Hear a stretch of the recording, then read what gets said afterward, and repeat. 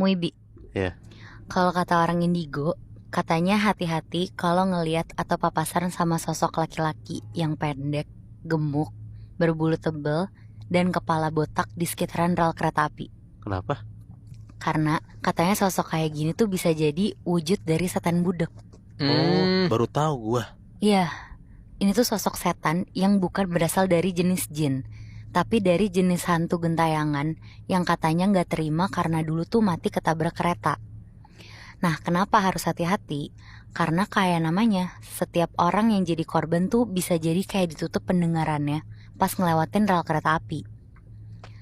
Buat temen-temen yang di daerahnya nggak ada perlintasan kereta, mungkin nggak relate sih sama sosok ini. Tapi untuk gue, lo, atau bahkan para noise yang kebetulan tinggal di Jabodetabek, pasti udah familiar lah. Salah satunya, si pengirim cerita ini, kita sebut aja namanya Abel. Di sini dia nyoba nyeritain pengalaman horor masa kecilnya dia waktu masih tinggal di rumahnya, yang kebetulan emang letaknya di pinggir jalur rel kereta persis. Oke. Singkat cerita, intinya meskipun tinggal di pinggiran rel kereta, tapi keluarga Abel ini bisa dibilang paling mampu lah di antara tetangga-tetangganya. Dan karena itu juga, jadinya keluarganya tuh sering jadi tempat orang minjem uang. Tapi ya orang tuanya tetap ngekurasi juga siapa tetangganya yang bisa dibilang cocok lah buat dibantu sama enggak. Salah satunya yang enggak itu kita sebut aja Mas Emi sekeluarga.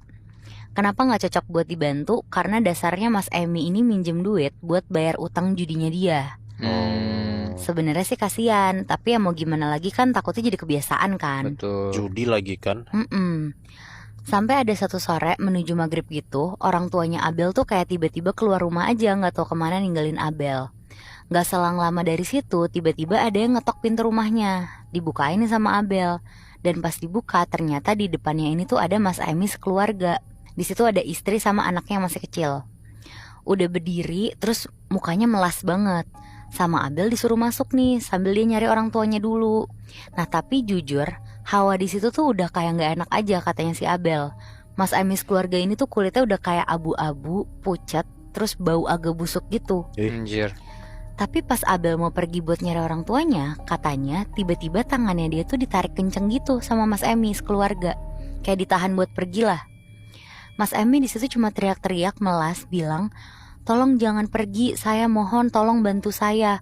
Keluarga saya sudah dikejar-kejar penagih hutang." Abel yang masih kecil panik nih, dia takut kan digituin. Apalagi kata dia, makin lama Mas Emis keluarga ini tuh kayak pelan-pelan ngeluarin darah gitu Muibi. Wah, sarap. Bener-bener satu keluarga ngeluarin darah gitu. Abel langsung teriak kencang di situ, terus tangannya langsung dilepas gitu aja.